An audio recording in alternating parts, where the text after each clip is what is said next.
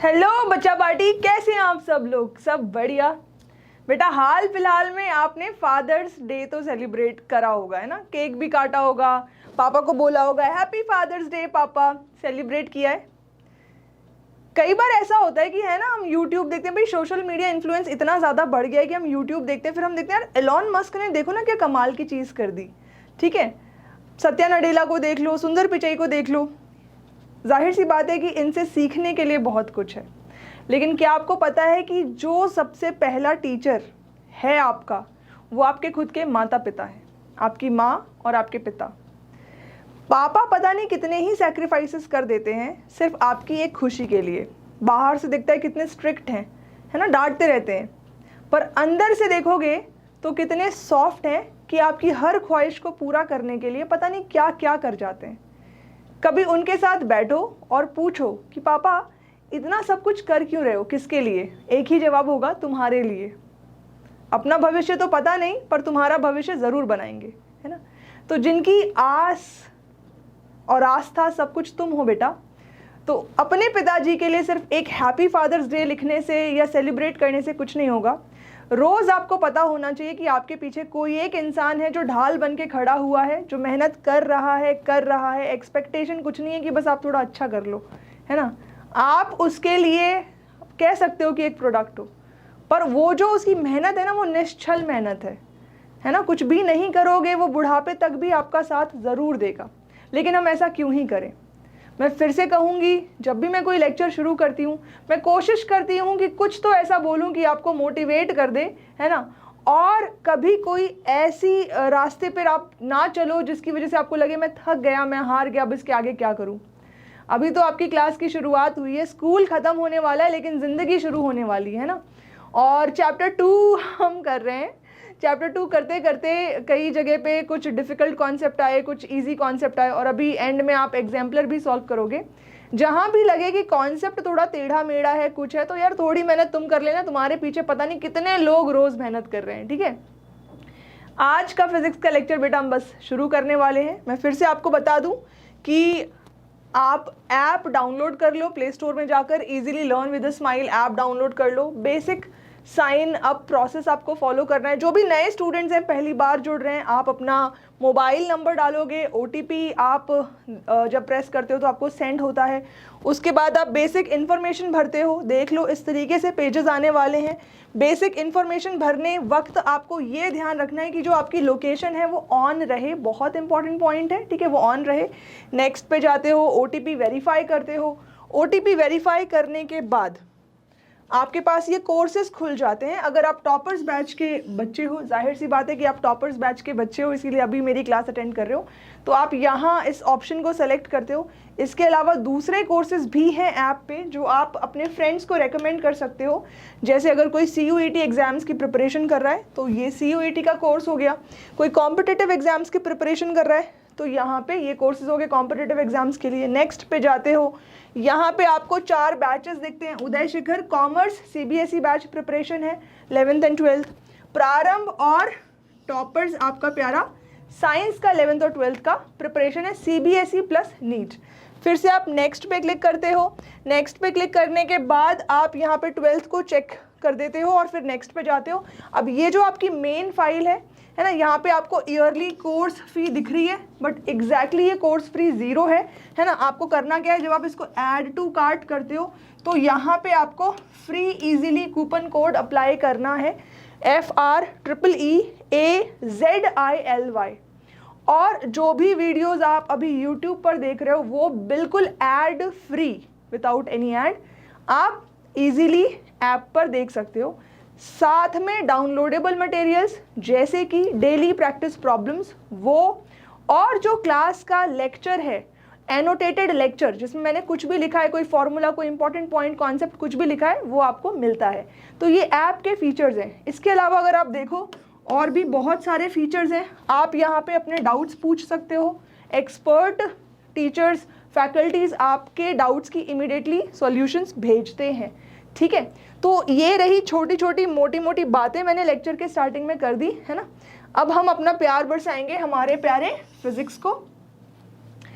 पिछले लेक्चर में आपको पता होगा कि हमने स्फेरिकल कैपेसिटर के बारे में पढ़ा था। है ना, और आज हम पढ़ेंगे बेटा सिलेंड्रिकल कैपेसिटर के बारे में, ठीक है। तो आज का टॉपिक होगा सिलेंड्रिकल कैपेसिटर। ये टॉपिक सीबीएसई में नहीं है, सीबीएसई से इस टॉपिक को डिलीट किया हुआ है, ये नीट के बच्चों के लिए इंपॉर्टेंट है।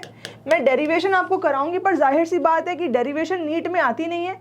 फॉर्मूला से रिलेटेड क्वेश्चन आ सकते हैं, असर्शन, रीजन, कंसेप्चुअल, या इनफैक्ट कोई न्यूमेरिकल वैल्यू भी फाइंड आउट करने को आ सकती है, ठीक है। तो इसीलिए नीट के लिए ये टॉपिक इंपॉर्टेंट रहेगा। मैं फिर से आपको बता दूं कि जब भी आप कोई भी कैपेसिटर देखो, स्फेरिकल देखो, सिलेंड्रिकल देखो, तो आपको कैपेसिटर का बेसिक प्रिंसिपल याद रखना है ना, बेसिक प्रिंसिपल याद रखना है। क्योंकि आप स्फेरिकल कैपेसिटर पढ़ चुके हो तो सिलेंड्रिकल कैपेसिटर समझना आपके लिए बेहद आसान हो जाएगा। बेसिकली है क्या, सिलेंड्रिकल शेप की आपको ये हॉलो कंडक्टर आपको दिख रहा है, ठीक है। जैसे स्फेरिकल कैपेसिटर में जो बाहर थी वो एक कंडक्टिंग शेल थी, ऐसे ही ये जो आपको ये सिलेंडर दिख रहा है इसको आप एक्सटर्नल कंडक्टिंग शेल मान लो सिलेंड्रिकल शेप की। अब इसके अंदर क्या होगा, इसके अंदर एक और सिलेंडर एनक्लोज्ड है, ठीक है, एक और सिलेंडर एनक्लोज्ड है। बेटा ये सॉलिड, हॉलो, जैसा भी जो भी हो सकता है, ठीक है। जैसे स्फेरिकल कैपेसिटर में बाहर की जो शेल थी उसका जो आउटर सरफेस था वो हमने अर्थ किया था, सिमिलरली यहाँ पे ये जो आउटर पार्ट है, आउटर सिलेंड्रिकल शेल का, उसको हम अर्थ कर रहे हैं, है ना। मतलब किस पे रख दिया, इसको 0 वोल्ट पे रख दिया, ठीक है। क्या है टॉपिक, टॉपिक है सिलेंड्रिकल, स्पेलिंग गलत लिख दी क्या, सिलेंड्रिकल कैपेसिटर, ठीक है, ये टॉपिक है। और हमारा मेन लक्ष्य क्या है, क्या फाइंड आउट करेंगे हम, इसकी कैपेसिटेंस फाइंड आउट करेंगे, ठीक है, कैपेसिटेंस हम फाइंड आउट करेंगे, ये हमें निकालना है। फिगर में क्या क्या समझ में आ रहा है, बाहर एक हॉलो कंडक्टिंग सिलेंड्रिकल शेल है, अंदर सॉलिड हॉलो जो भी है हो सकती है, कंडक्टिंग सिलेंड्रिकल शेल है, ठीक है। अच्छा, लेंथ क्या ले ली हमने फिलहाल, लेंथ को अपन इनफाइनाइट लेकर चलते हैं, है ना। ये तो मैंने समझाने के लिए एक फाइनाइट सिलेंडर बनाया है, तो मान के चलो कि ये जो है ये इनफाइनाइट सिलेंडर्स हैं, इनफाइनाइट लेंथ के सिलेंडर्स हैं, ठीक है। जैसे स्फेरिकल कैपेसिटर में हमने 1 2 3 लेबल किया था, वैसे यहाँ भी लेबलिंग करते हैं, ठीक है। ये वाला जो आपको सरफेस दिख रहा है इसको मैंने 1 बोल दिया, ठीक है। इसकी अंदर वाली सरफेस को मैंने 2 बोल दिया और बाहर वाली सरफेस को मैंने 3 बोल दिया।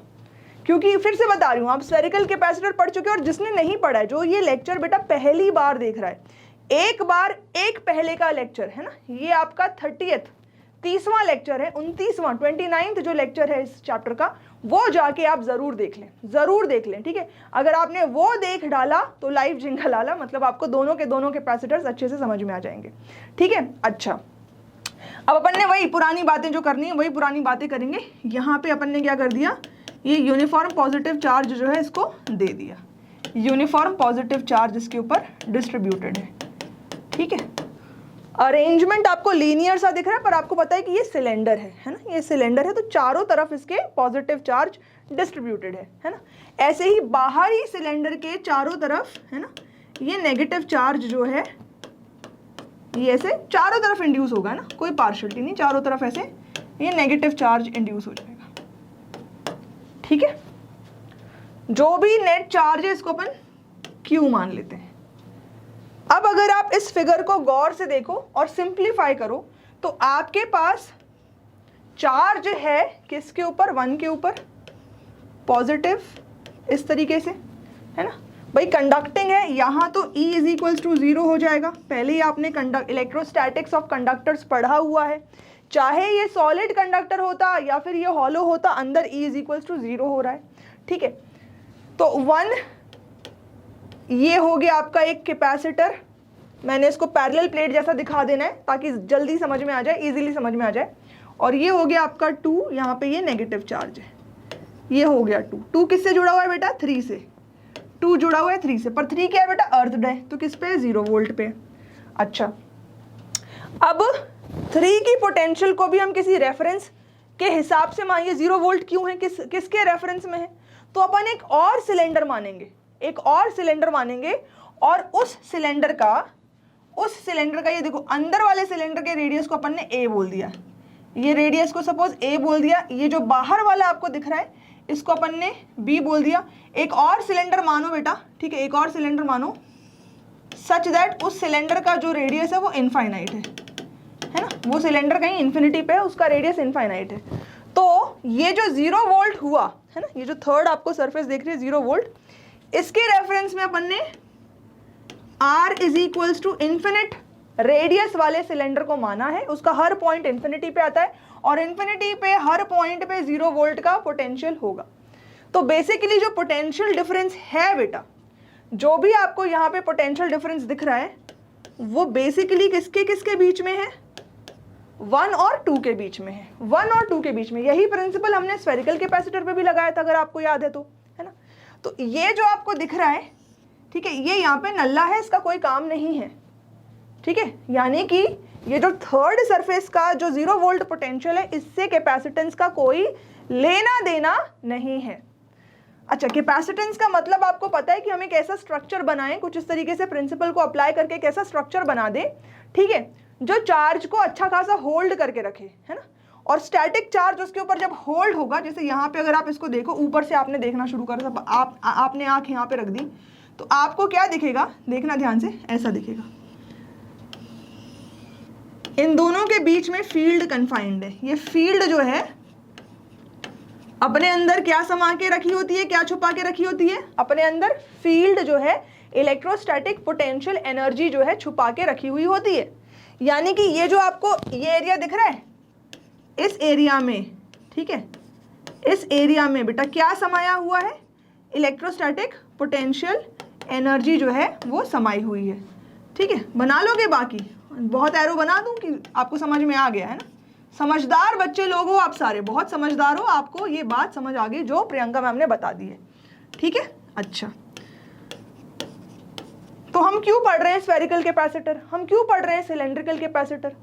तो मुद्दे की बात यह है बेटा कि जो पैरेलल प्लेट कैपेसिटर है वो एक बेसिक ज्योमेट्री आपको समझाई गई है कि कैपेसिटर की बेसिक ज्योमेट्री ऐसी होती है।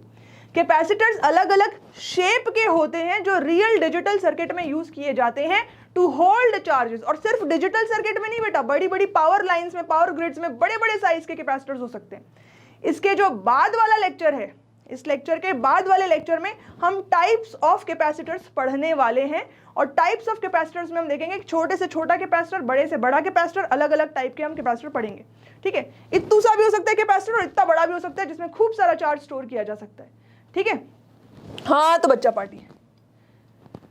तो ये अरेंजमेंट जो है हमारा सिलेंड्रिकल कैपेसिटर है, लेकिन अगर हम इस फिगर को देखें तो डिट्टो ये वैसा दिख रहा है जैसा हमने स्फेरिकल कैपेसिटर का केस 1 पढ़ा था, डिट्टो वैसा दिख रहा है ना, डिट्टो वैसा दिख रहा है। एक छोटा सा चेंज हो जाएगा डेरिवेशन में, छोटा सा चेंज हो जाएगा डेरिवेशन में। क्यों चेंज हो जाएगा, ध्यान सुनना।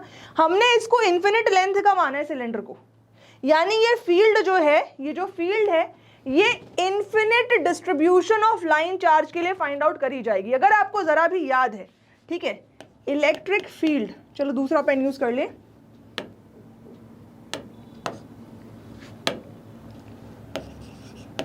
इलेक्ट्रिक फील्ड फॉर इन्फिनिट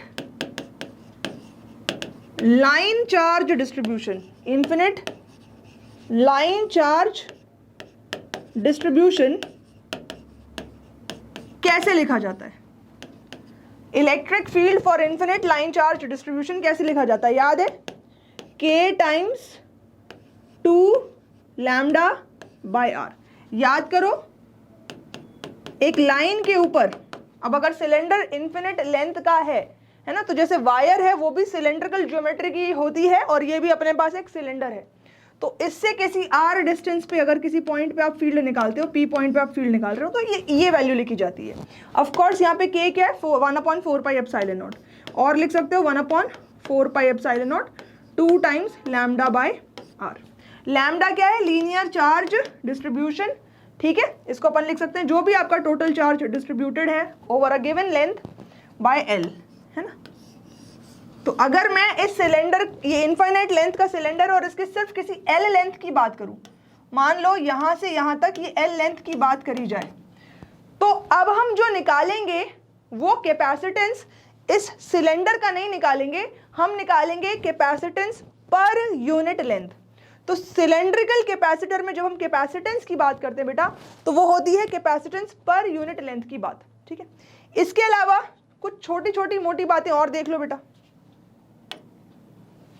ठीक है, फिर से देखना बड़े गौर से।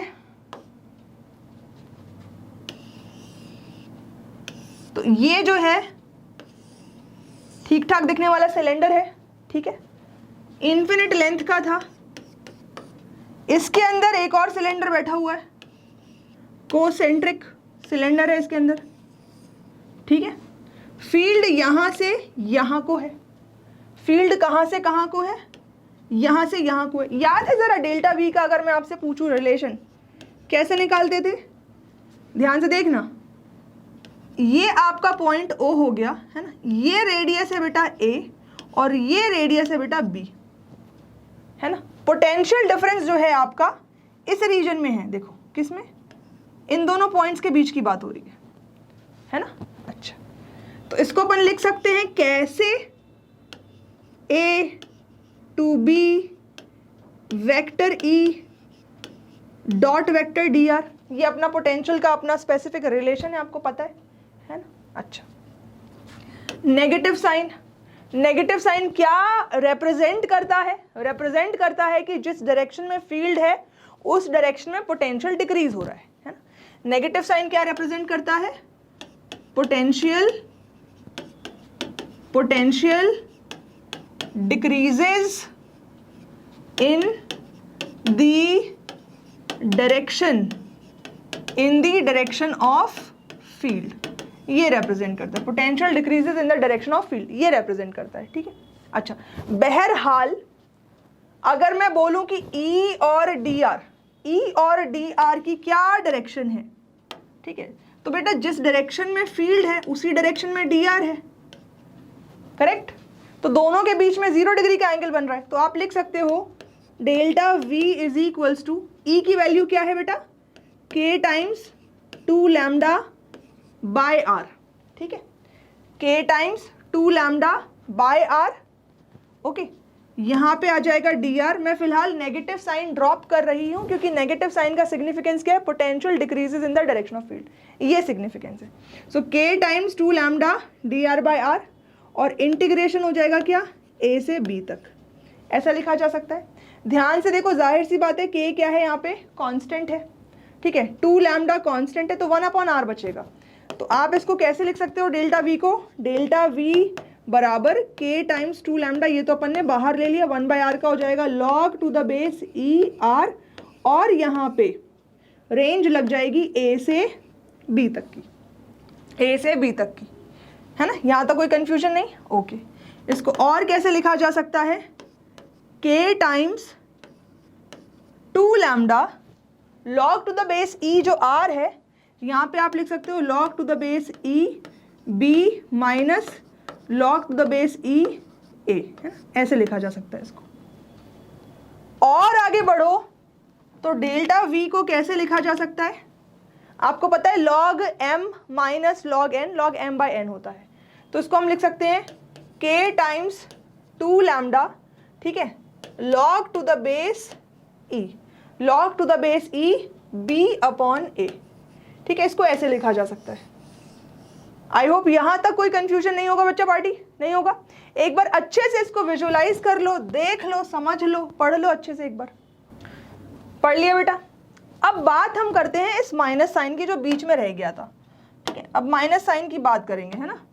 अब देख लो बेटा यहाँ पे, तो मान लेते हैं, मान क्या लेते हैं, इसको अपन ने 1 माना था इस सरफेस को, और इस सरफेस को अपन ने क्या माना था, 2 माना था, ठीक है। ध्यान से देखना, ध्यान से देखना, ये माइनस साइन अगर मैं यहाँ ले लूँ, ये माइनस साइन मैं यहाँ ले लूँ, यहाँ पे डेल्टा V एग्जैक्टली रिप्रेजेंट क्या कर रहा है, ये डेल्टा V क्या रिप्रेजेंट कर रहा है, ये रिप्रेजेंट कर रहा है delta V is equals to V2 minus V1, V2 minus V1, ये रिप्रेजेंट कर रहा है डेल्टा V। माइनस साइन अगर आप सिग्निफिकेंस मानते हो, ले लेते हो, तो खाली ये क्या हो जाएगा, माइनस डेल्टा V का मतलब क्या हो जाएगा, V1 माइनस V2, बस इतना फर्क आएगा। हमें ये पता होना चाहिए कि डेल्टा V मतलब 1 और 2 के बीच के पोटेंशियल डिफरेंस की बात हो रही है, बस इतना पता होना चाहिए। ठीक है बच्चा पार्टी, तो आपको ये फॉर्मूला याद रखना है, 2k lambda log to the base E B by A। ठीक है, अच्छा फिर देख लो बेटा, बात करते हैं कैपेसिटेंस की। तो कैपेसिटेंस हो जाएगा अपना Q upon delta V। Q को अपन क्या लिख सकते हैं, अपन को पता है कि लैम्डा होता है Q अपॉन L, तो इसका मतलब कि Q क्या हो गया, लैम्डा टाइम्स L। तो Q की जगह पे हम लिख देंगे lambda times L। Delta V अपन ने निकाला 2k lambda log to the base E B upon A, ये निकाला। ठीक है, देख लो यहाँ पे क्या क्या कैंसिल हो रहा है, ये लैम्डा से ये लैम्डा हो गया कैंसिल। ठीक है, अच्छा इसको और कैसे लिख सकते हैं, देखो k जो है 1/4 पाई एप्सिलॉन नॉट, तो 4 पाई एप्सिलॉन नॉट ऊपर चला गया, नीचे बचा 2 log to the base E B upon A, 2 2 ज़ा 4। ठीक है, और यहाँ पे साथ में हमारे पास एक L था। नेक्स्ट स्टेप में इसको क्या लिख सकते हैं, C upon L, C upon L, L इधर आ जाएगा, is equals to 2 pi epsilon naught log to the base E B upon A। तो ये जो रिलेशन है ना बच्चों, ठीक है देख लो अच्छे से, ये है सिलेंड्रिकल कैपेसिटर की कैपेसिटेंस, लेकिन इसको अपन बोलते क्या है, capacitance per unit length, capacitance per unit length of a cylindrical capacitor, ये बोला जाता है। ठीक है, capacitance per unit length of a cylindrical capacitor, इसको ये बोला जाएगा। तो सिलेंड्रिकल कैपेसिटर के केस में ये जो फॉर्मूला है ये बेहद इंपॉर्टेंट है। आपको अगर नीट के आप प्रीवियस ईयर के क्वेश्चंस देखोगे तो फॉर्मूले पे क्वेश्चन आए हुए हैं। ठीक है, याद रखना ये कैपेसिटेंस पर यूनिट लेंथ है। यहाँ पे न्यूमेरिकल बहुत भयंकर नहीं आते बेटा, पर आपको 2 रेडियस दिए हुए हैं तो कैपेसिटेंस पर यूनिट लेंथ आप वैसे भी निकाल सकते हो। ठीक है, कहाँ पे इलेक्ट्रोस्टैटिक पोटेंशियल एनर्जी स्टोर होगी वो फाइंड आउट करने को आ सकता है। प्रिंसिपल अगर आप देखो तो लगभग बिल्कुल वैसा ही है जैसा आपने स्फेरिकल कैपेसिटर के केस में पढ़ा हुआ है। ठीक है, तो ये टॉपिक, ये डेरिवेशन एक बार रिवाइज कर लो, है ना। और अभी बहुत जल्द जब हम प्रैक्टिस क्वेश्चंस करेंगे तो 1-2 क्वेश्चंस आपको यहाँ पे देखने को करने को मिलेंगे। अगला लेक्चर होगा टाइप्स ऑफ कैपेसिटर्स के बारे में। मैं पहले ही बता दूं, थोड़ा बहुत अगर पढ़ के बैठना चाहते हो तो बिल्कुल पढ़ के बैठो। इसी तरीके से पढ़ाई होनी चाहिए कि जो अगला लेक्चर है उसके बारे में अगर थोड़ी बहुत प्रीवियस नॉलेज है तो आप वीडियो देखते देखते साथ में क्वेश्चंस पूछ सकते हो, अपनी क्वेरीज पूछ सकते हो। नोट्स मैं उम्मीद कर रही हूँ कि आपने बना लिया होगा, क्योंकि यार हर लेक्चर में, अब इतने सारे लेक्चर पढ़ाने के बाद मैं आपको हर लेक्चर में कह रही हूँ कि एक फॉर्मूला चार्ट की अलग से सेपरेट बुक बनाओ, जैसे ही कोई नया फॉर्मूला आता है उसमें लिख दो। तो यार इतनी उम्मीद तो मैं कर सकती हूँ कि आपने करी होगी, है ना। फिर से मैं कह दूं, अभी कुछ दिनों पहले हम सब ने फादर्स डे मनाया है। मैं चाहूंगी कि हम रोज फादर्स डे मनाएं, है ना। छोटी छोटी खुशियां हम अपने माता पिता को दे सकते हैं, क्योंकि वो हमें बहुत बड़ी खुशियां देते हैं, है ना। So thank you so much for joining today with me. Thank you so much बच्चा पार्टी।